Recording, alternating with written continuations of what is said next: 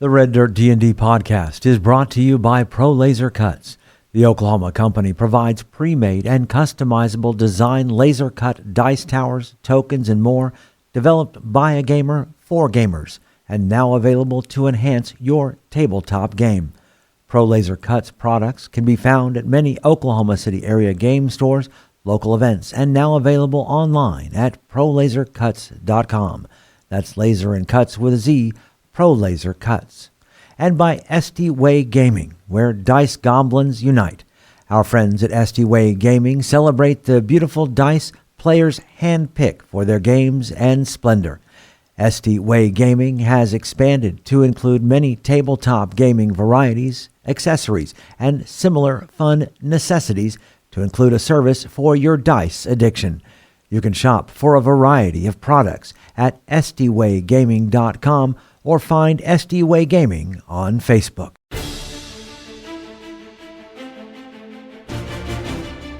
Welcome to Red Dirt D&D. I'm Michael Cross, and I play Elias Stone, a human cleric. I'm Connor Shenold. I play Sable, a half-elf rogue. I'm Johnny Payne, and I play August E. Graymore, a human fighter. I'm Carrie Hester, and I play Moxie, a tiefling bard. And I'm Brooke Bullock, your DM. Please join us as we explore the curse of the Clockwork City.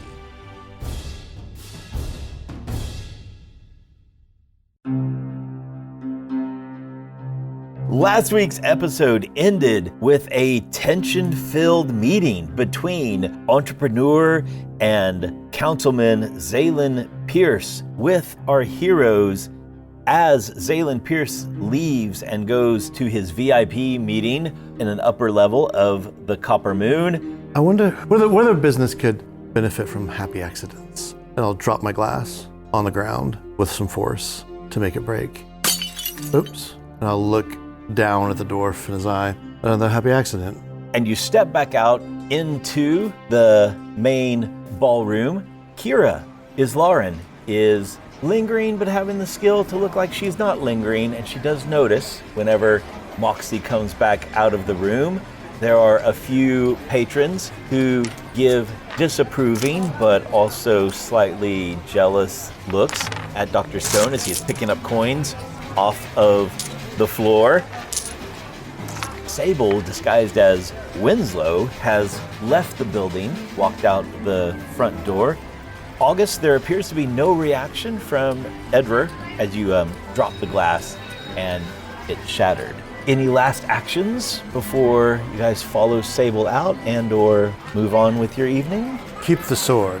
You could get some use out of it. Turn on my heel and they say, it's a practice blade. Walk off.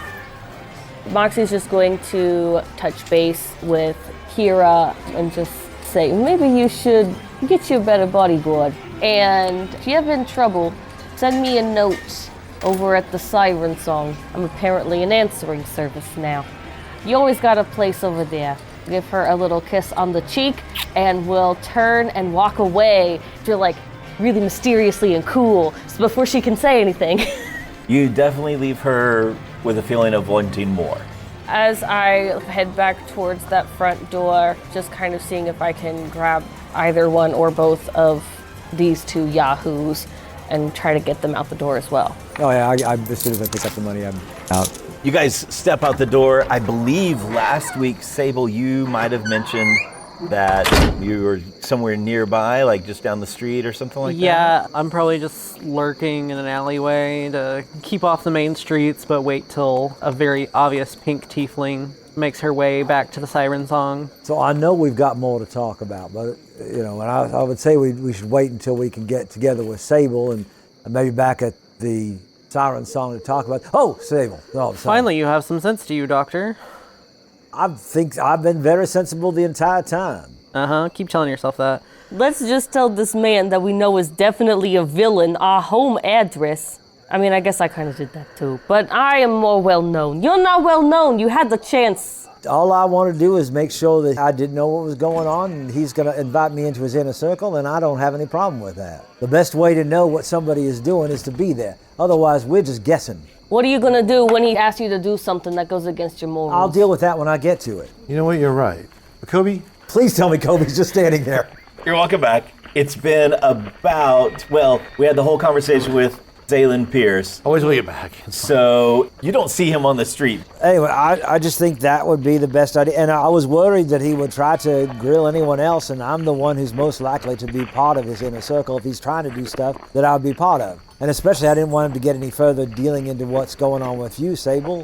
While you're under disguise right now, he has no idea who you are. Except it seemed like he did. Some way, somehow. It was awfully suspicious that he knew something about all of us, but he also didn't seem to know our names. He knew a little bit about us, but he didn't know who we were personally, because he didn't know August's name, he didn't know my name, I don't believe that. he didn't know your name. I don't know if we met the same man, but if I've ever met a man who could successfully lie to me, it's going to be Zaylen Pierce. If he makes it obvious that he knows everything about us, then that becomes very suspicious. He's got to seem like he doesn't know us that well. I don't know exactly how he did it, but I know there's something. Oh, no, wait, didn't I roll something? I rolled good on that one. You rolled on an Arcana check to see if he maybe was using some type of arcane element, and most likely for him to say those kind of very directed things that seem to connect with your personal stories, it just seems like he must have been lifting that mentally, like he must have been reading thoughts or doing something like that. So I was actually paying attention, and what he was doing seemed to be some kind of mind reading. So I think that maybe he has the ability, even if it's, they have some helmets that allow to do things like that, or maybe it was a spell that we didn't catch, but somehow he was able to read our thoughts, but maybe they were just surface level. They weren't actually in depth to where he knows everything about us. He just knows maybe our motivation. Let me ask you this. I have Detect Thoughts as a spell. Now that he's talking about this, could I think back and either affirm or rule out Detect Thoughts as a spell? Yeah, as you think back on it, definitely sensing thoughts and then reading thoughts is definitely a possibility. And I gotta say, from my studies of Arcana, looking at Detect Thoughts or something like that, I think if he dug any deeper into our thoughts, we'd know about it. So I think he was just getting surface level information, which was basically what he gave to us, but still nothing on names. Sable, the way you disguise yourself, I don't think anybody would know who you were unless you let them know. Yeah. Even on your surface level thoughts. So I don't think he knows everything about us. I think we are still unimportant to him. I just made myself a little bit more important because I have something that he might be interested in. Whatever you say, Dr. Stone. And we enter the bar.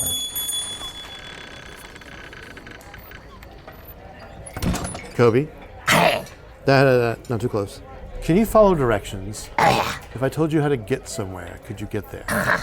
Does he look like I just said anything to him? Exactly. Otto.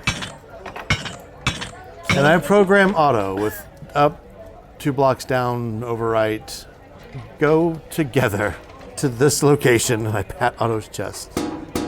And tell Logan I said that he needs to get off his ass and find me where the pink one is. In the morning. Go. Okay. He scrambles over toward the door and opens the door. Otto starts walking out. As he steps out of the door, you see Kobe clamber up onto his shoulders. I'm taking Zaylen up on his offer. I happen to know somebody who could use some work, who also might be very appealing to a Zaylen.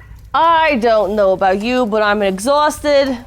I need a shower and to go to sleep, so please leave. The hubbub of the siren song, it gives you guys a chance to talk for a moment, but then we see the weariness, emotional weariness maybe, on Moxie, and he tells you guys, get out of here, go home. I need some sleep. So who's on staff tonight? Who are you leaving in charge? Arya's back from vacation, so Okay. if it's late enough to close the bar, then it's early enough for her to be up doing bread. Do you go back to your doctor's office, Dr. Stone, I'm to going sleep? back to get some sleep. So we see August leave as well. August walks out the door and he lingers there until the door shuts all the way. He takes the longest way he can down the front of the building to the corner of the building, and he looks behind him, and then he goes left down an alley, walks between the 2 buildings, and when he gets to the end, he does wheel over a trash container, and he climbs on top of it, and he reaches up to a makeshift ladder and climbs to the roof of the building to a shed that is just thrown together with scrap pieces of bent, warped metal. and opens a makeshift door and goes inside with his little cot, his crate box that he's turned into a nightstand, and a lantern that sits on top of it.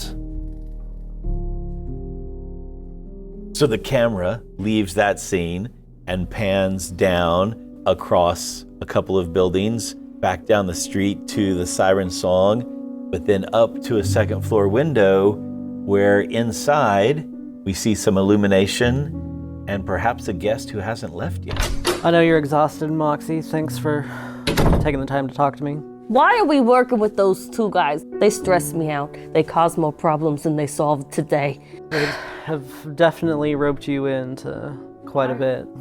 I was just minding my own business, serving a couple of drunks a couple of drinks, and then you come in here, look at all the missing children, and then Dr. Stone comes in here and he's like, I've got to find the missing children. And yes, missing children, it's really bad, but then there's a whole conspiracy. Sometimes you don't want to save the world and it's thrust upon you. I just want to serve a couple of drunks a couple of drinks, but I guess I gotta stop and save the world. Nobody wants to live in such hard times, like a great wizard once said, or something like that. Moxie pulls her hair over one shoulder and turns her back to Sable so that Sable can get the back of the dress, and then goes about just like getting ready for bed and talking to Sable at the same time. Very comfortable in this friendship. Well, Moxie, we've known each other for some time. Yeah, you've been coming around here a better part of a decade at this point, it seems. Something like that. Hate to bother you again. You're already in my apartment, Sable. What do you want? Some friendly advice, if you don't mind. I'm in a bit of a conundrum here. Obviously, I can't reveal everything. But let's say... Hypothetically, of course. Of course. Let's use Rhapsody as an example. She was a pirate, right? That's what I hear. So say Rhapsody out at sea, she gets 2 parrots. Okay. Keep with me here. Okay. In this world, Rhapsody loves birds. One on each shoulder, I'm assuming? Uh-huh. One of them is a little bit more good-natured, always willing to be kind, always willing to stand up for what's right. Ah, yes, little white robe, little hop, I see it. The other one is a little bit more ruthless in the advice that it gives to Rhapsody. Okay. So, one parrot tells her, no, don't kill this foe. They've done nothing but be in the wrong place at the wrong time. The other one is kill them, because by killing them, you can ensure that they'll have no means to get back at you for whatever you've done to them or might not have done. So maybe you find yourself holding an egg, and you know that you could get some money for that egg. You wouldn't have to pay taxes for a while, but you also know that that egg didn't ask to be put in this situation. You're asking, what would Rhapsody do with the egg? Well, I'm telling you that what Rhapsody would do with the egg is what I did with the egg and what you should do. You should follow your heart and whatever feels what is right and what is just to you. Not necessarily what you think you should do because somebody says that you should feel that way or society says that you should do some action. You should do it because it feels right to you and it's what your heart is telling you to do. I'm going to tell you this right now. If your heart is telling you to kill Moxie, that heart is a liar. Okay? And Sable gives a hearty laugh at that. But if that heart is telling you to get rid of Kobe, maybe I wouldn't be so upset. He's stealing all my maple syrup. Was that helpful at all? Surprisingly, I think so. You're much better with those metaphors than I am. Hypothetically, I have a hard choice to make. I would say I see what you mean, but I don't, but sure. Boots on the ground here. Between you and me, I really think, and I know I said this before and I'll say it again, I really think that Zaylen Pierce is going for the crown. I think he's going to try to make it seem like a good idea. It's not going to look like a coup. And then if his not so hostile takeover doesn't work, I think it might turn into a hostile takeover. And I just don't... I understand wanting to get information. I understand wanting to know everything we can about what his plans are. But I just can't see myself getting into bed with Zaylen Pierce, metaphorically or literally. It's a little old for me. Just so you know where I stand, Sable. She gives you a wink. Now I'm going to bed, so get out. Good night, Moxie. Good night. So, with heavy thoughts on his mind, Sable leaves the siren song and returns back to the hidden barracks of the Sapphire Society. And what do you do when you get there? Call it a night? I take off my hat, put it on a new hat rack that I've recently installed. Only the one, as we all know I don't look good in hats. Prep the clothes that you borrowed from the guild wardrobe to be prestidigitated later and then turned back in. That makes sense. And then I stand there for a moment, contemplating before I exit my dorm room, heading through the empty little kitchenette that the Sapphire Society has, and making my way deep into the main building of the Sapphire Society, heading back to the familiar spiderweb door, giving a sharp rap to the door. Hold. There's a long pause until finally you hear the words, enter. I open up the door, close it behind me, step inside, give a slight nod and greeting to Minthra. I'm back from the Copper Moon. Earlier than I expected. Things took an interesting turn. Go on. Well, earlier there was a bit of a heist that happened, or tried to happen. Zephora involved? It seems she was the main perpetrator of those wanting to steal the lockboxes at the Copper Moon. So disappointed. I know, she was taken in by the guards, somehow compelled to reveal all her secrets. All? It's not a crime to work for us. And Minthra smiles warmly, like she appreciated that wit. But she did admit to skimming. Well, what's her status now, do you know? Unfortunately, I do not, as after the fight ensued, who should come down the stairs other than Zaylen Pierce himself? Indeed. And he was, I guess, thankful that we'd helped him out, and he brought us to a lounge room, and we had a bit of a chat, I guess you could say. That's interesting. About what? About what he's been doing in regards to his new philanthropy work. Seems his morals align very well with yours. Ours. Eyebrow arches up. I think maybe not exactly backing him just yet, but I don't think, and I pause for a noticeable amount of time. Well, I don't think we should back him just yet if he does attempt for the throne. I don't think it would be difficult for us to potentially begin a partnership.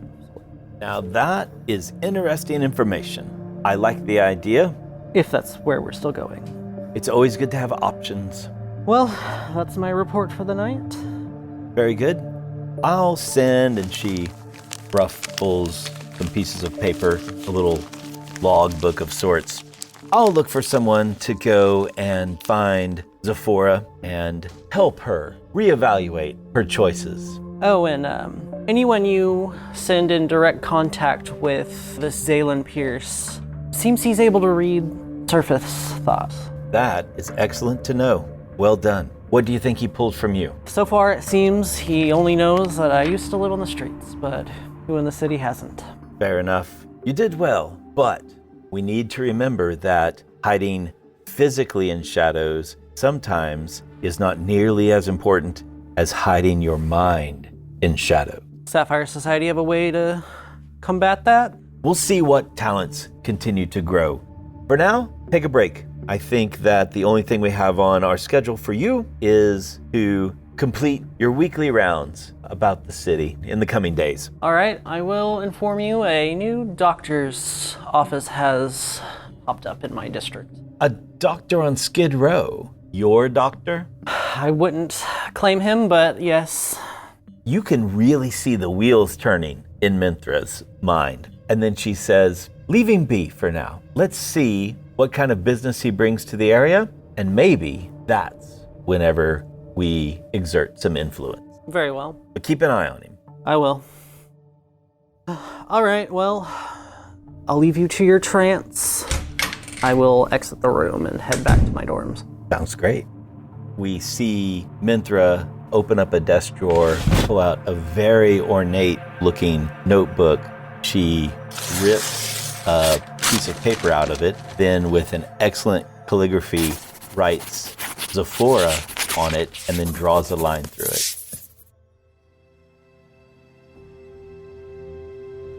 So the next day at the Siren Song, Moxie, you're up and about, taking the day off. I slept in and now I'm doing accounting because I know that my bill is coming due.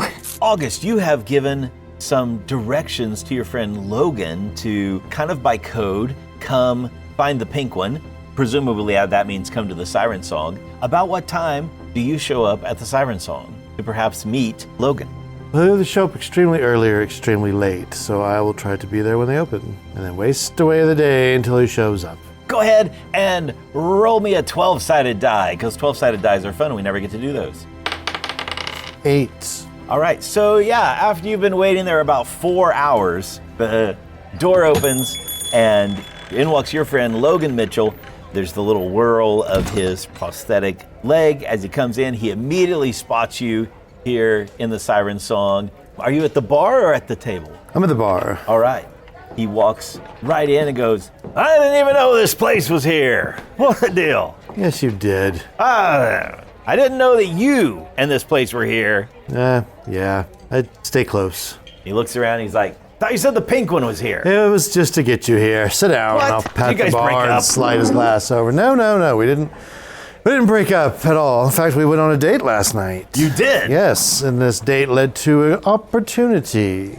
Well, go on. Give me all the details. An opportunity for you. Now I'm really interested. Okay, go ahead. And he pulls up a chair and sits down next to you. Is that one for me? Yes. All it right. is. Thank you very much. Picks In up the fact, glass. I've been here for 4 hours. Here, they're both for you. I've been drinking them and having them refill them. Every time the door opens, I take a drink. That's not him. What does Harmony look like? Harmony's blonde, in her mid-20s. Okay. She's human, and honestly, she could use an extra donut. She's a little too thin, a little wayfish. So this wayfish blonde, you know her, that's Harmony, comes over and says, so you were telling me the truth. You Yeah. do have friends. I have Logan. Logan, this is Harmony. It was good to meet you. So anyway, you said that there was opportunities for a, what's the gnome word? Menage, something or other. No, menage. Do you remember the story that we told you about the children and the missing limbs? Oh yeah. So we were at the Copper Moon last night, Oh, fancy. and you know who owns that. Right? Well, they had a VIP event in there upstairs. I'm not going to believe you if you tell me you got in. I tried. Okay. I tried to get in. It was a very eventful night, but just before the party was broken up, they had several children and other people come out as though they were servants bringing things to the room upstairs to the VIPs. And these children all had very fancy prosthetics, very shiny. And he gives a little rap Yeah. on his leg. Indeed. Really? Yes, really. So what's your game plan? Well, my game plan is I tried to get as much as I could out of Zaylan, and he wasn't budging. He seemed to have some hold over a few of us there, and he knew all about us. But he did say that he was only interested in the children to advance his business that would help better the community. Sounds like villain speech to me. It does. It's great that he has this technology for the prosthetics, but he also has children who need prosthetics for him to expect. Anyways, it's very convoluted. He offered up, though, he liked the way I was shaking him down and said that he would be interested in hiring myself or someone like me I think you should take that job. if You there need was good, honest anyone work. who needed work or to just get out day to day. Now, wait a minute. Logan. Like you're Graymore. Logan. Graymore. I have other routes I have to hunt and leads to track down. Listen, in the time we've talked, I've walked 3 times. I got out of the house. It's doing great. I don't need a job. But he needs you in more ways than one, and I will kick his leg. You could get in closer than any of us have been able to so far. Oh, are you telling me you're going all private eye? I'm not going private eye. And I motioned for Harmony to fill his glass. He's been waiting for you all day, she says. She pours the drink in and gives him a little wink. None for me. I've had too much.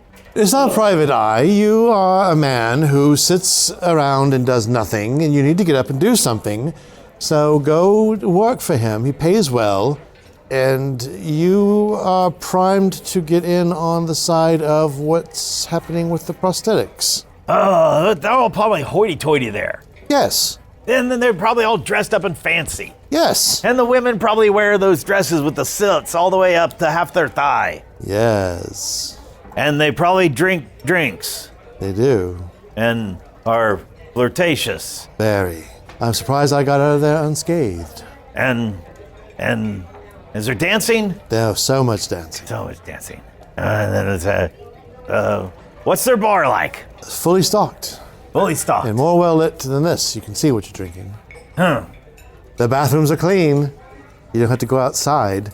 Really? Really? I haven't cleaned my bathroom in weeks. All right, so how do I do this? What do I do? Where do I go? Go to the Copper Moon just before they open.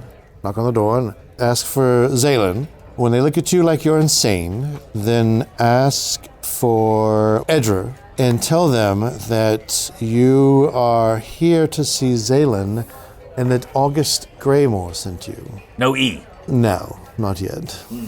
All right, very good. Are we gonna wear sending stones so I can, secret spy message you? Do you have sending No. stones? I always wanted one though. I'll see what I can do to acquire some and make sure you receive one of them. All right. He looks around as if he's waiting on something. Speaking of sending stones, Yeah. do you have any sort of items from your collections that would prevent someone from knowing what you're thinking? If you had something like that, you might want to wear it or drink it or whatever you would do with it, Well, and he swirls his glass. If you drink enough of this, it's hard for anybody to know what you're thinking, including yourself. including yourself. But I hear you're thinking about professionalism. What? He's got to remain professional Yes. on the job. He can't use Yes, I need you drunkenness. to keep this job for longer than a few hours. All right. Sounds good. That's only if I like it. It's only if the girls are cute. I need you to do this for me, Logan. It's only... I need this. I know it's hard. No, you have no idea how hard it is to ask you to do something for me. But I'm asking you for this. Save a guy's life one time, and now you owe him forever. I will owe you forever, my friend. All right. And I will have a motion for her to bring over 2. And I will toast him. Now, that's the last one I have, or I'm going to fall on the way home. There you go. You shouldn't drink on an empty stomach. We probably need a little bite to eat. Falling on the way home is something I cannot do. And I see your head is on a swivel. She's in the back somewhere doing math. Leave her be.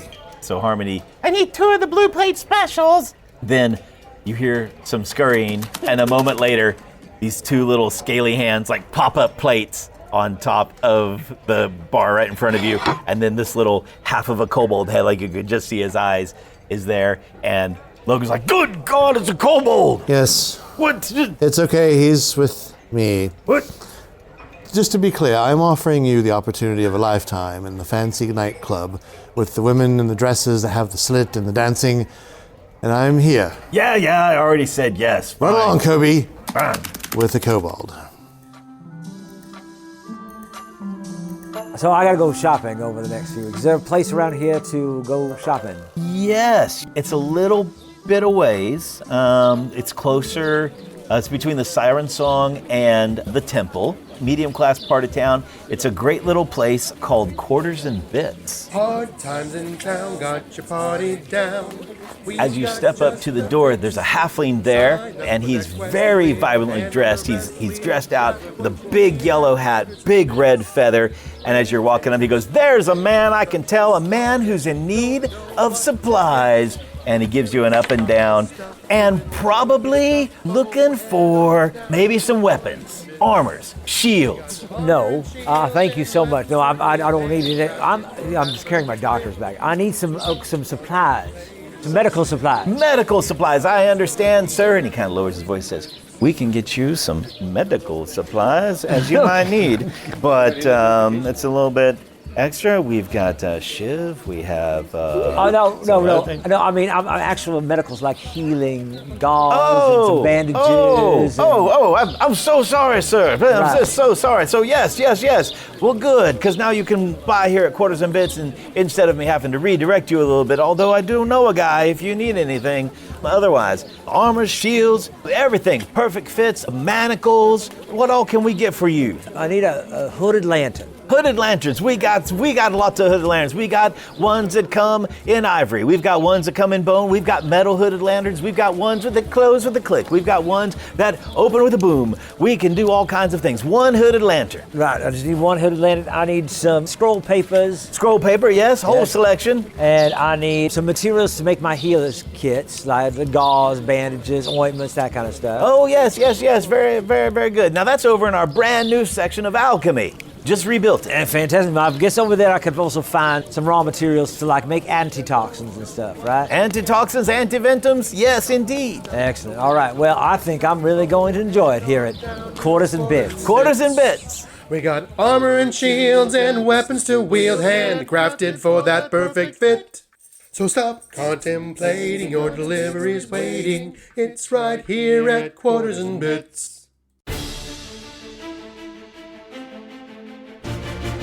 Red Dirt D&D, Curse of the Clockwork City is Brooke Bullock as our Dungeon Master, Kiri Hester as Moxie, Connor Shenold as Sable, Johnny Payne as August E. Graymore, and I'm Michael Cross as Dr. Elias Stone. Our theme music comes from Ovani Sound. Our sound effects and additional music courtesy of Jeffrey McBride, Monument Studios, Describe.com, and TabletopAudio.com. Dice for the Red Dirt D&D cast provided by ST Way Gaming. You can find us at reddirtdnd.com. If you are enjoying Red Dirt D&D, make sure to subscribe, rate us, and leave a comment. Also, tell your friends about Red Dirt D&D. You can also support the show at patreon.com/reddirtdnd at whatever giving level works best for you. Join us next time as we discover more secrets in the Clockwork City.